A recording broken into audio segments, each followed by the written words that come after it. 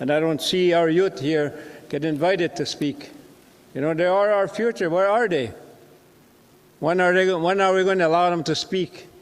That was Neskondiga Chief Gary Cassis during the morning meeting of the Assembly of First Nations. He was not only there to call attention to his community that has been under a 30-year boil water advisory, but to support the youth present. He ensured their voices would be heard before the AFN Assembly closed. Too often we're undermined, too often we're spoken for. But you can see here right now we have a voice. You can hear me clearly, strongly, but also in a good way. Katakwapi was one of the youth who gathered from First Nations across Canada to attend the AFN. However, many felt they were not heard. We did have to create space for our voices to be heard at this assembly, but 9 times out of 10 we do have to create space for our voices to be heard across different provinces or, within our communities and politics in general. Youth like Kiera LeBeau took a stand to raise her concerns. If we want thriving nations 7 generations from now, then we must build those foundations for our youth today, not by speaking for them, but by speaking with them, not by placing them in the corner, but by welcoming them to the front.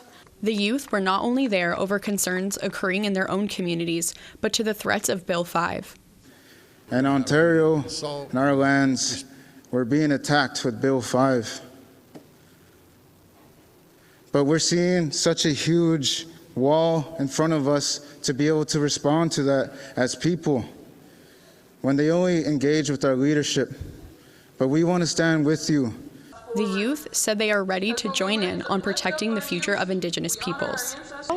Julie Albert told APTN News that they must be a part of these conversations. And I think that it's important for people in my community, people in communities all over Manitoba and Canada to be educated on what this legislation is going to do and how united we have to be, especially as young people. These decisions are going to carry forward, and we need to be on the ground, educating ourselves, arming ourselves, and being prepared for what's to come.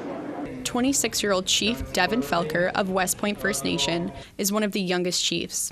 They're up to amazing things. Like, the amount of youth that I see out at these events is actually mind-blowing. I never knew that there were so many young people at these events. Like, before I was ever on council in 2019, I didn't even know that there was a space for youth in these kind of places. The youth said with concerns in community and about Ontario's economic legislation, Bill 5, support is now vital. I think you've seen the great outcome of what's possible when youth do take that step, but I would really appreciate our leaders stepping up to be able to create that capacity, as that capacity normally falls on the youth to have to create those spaces, and there would be a lot of positivity if we came together to allow those doors to be opened for youth. Nagonska Rose Jacobs, APTN National News, Ottawa.